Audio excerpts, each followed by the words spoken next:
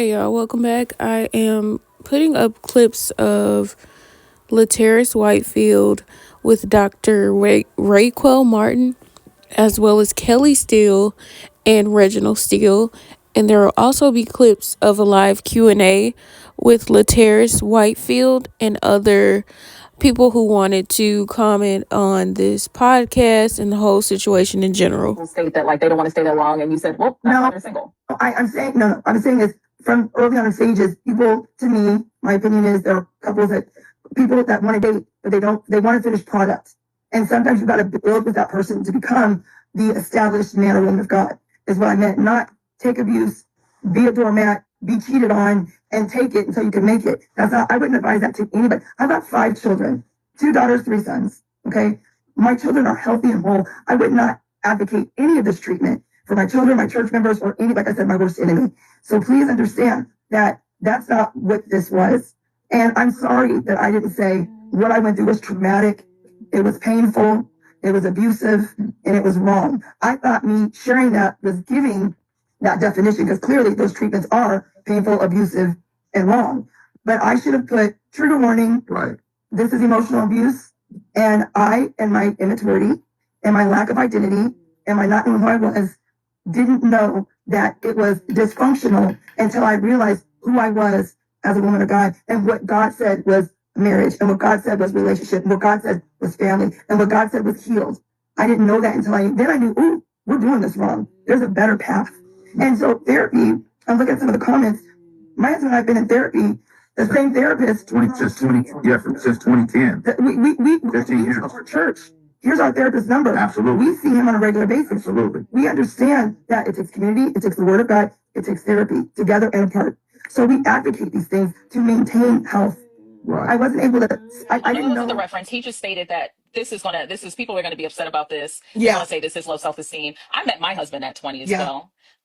We've been together for 15 years and married for 8. And I know it's not as long as you guys have been together, but even just mentioning the age part also seems like a justification. And when you mention it in response to Laterris saying it, there's the way you said it, well, that's why they're single. Singlehood isn't punishment. Being partnered doesn't mean peace. So I think that's also an issue that I took with it. It wasn't solely about, it's about like, oh, that's why they're single. And in stating that, you're making it like singlehood is a punishment, and even in the statement where you mentioned the woman came to your job and you're like, oh well, I'm the wife, I'm the wife. Yes. Here there were just consistent examples of, as long as you have a title, you stay through thick and thin. And there's a difference between thick and unjust. There's a difference between thick and emotional abuse. So I think that is the biggest issue. It's not to judge you on based off of what you went through. It's to talk about your response to you sharing what you went through. So you're saying and then that a man who truly loves you, honors you, and respects you does not want to humiliate you in front of the world. So you feel like his intentions was that's the way that you may have received it, but you think his intention, his heart posture was, I'm humiliating her in front of the world. I don't know if that was his intention, but that was the impact. And to some people, so that's what I'm saying. To some people, that's why I say I want to give a reference to stuff, because I asked him this question privately. I said, hey, this is what I asked him today. I'll be transparent. They probably gonna be mad that I said this. I said, hey, listen, Kelly, did you feel uncovered in this episode? Because to me, I'm like you. To me, I feel like he could have handled it and said certain things differently. By my opinion, I would have covered my wife differently.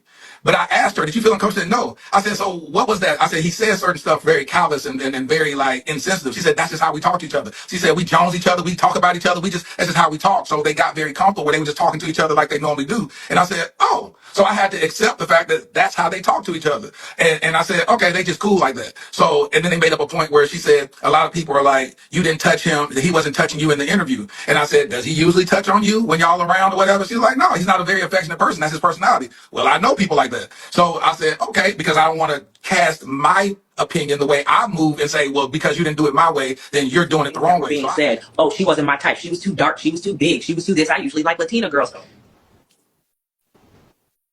Even if it was not your intent to embarrass your wife, maybe that wasn't his intent. However, to say publicly, you were never my type, I didn't like you, you were too fat, you were too dark, you would have never been, oh, but she's beautiful now. Well, of course she's beautiful to you now. She was willing to stick around and tolerate your BS and wait for you to get it together. She waited and was willing to stick around for you to have your Tyler Perry movement, come to Jesus moment where you were singing in the church and now you're going to be a preacher.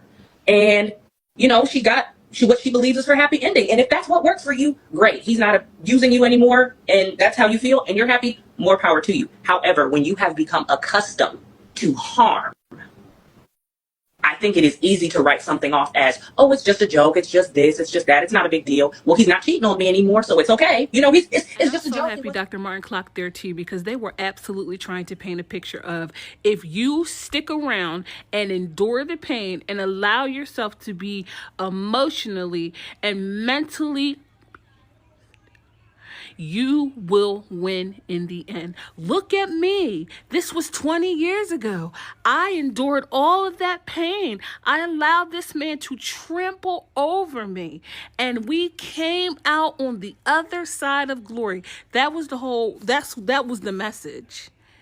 And I want my young women who watch this video and who are currently in a position where they are being trampled over to understand that the long standing repercussions that your mental health will face because of the trampling that somebody else is doing to you is unmatched. Your self-worth and your self-esteem will take a detrimental hit that will take years to fix. And sometimes it is impossible to fix something when you are living with the person who is trying to break you. That's all.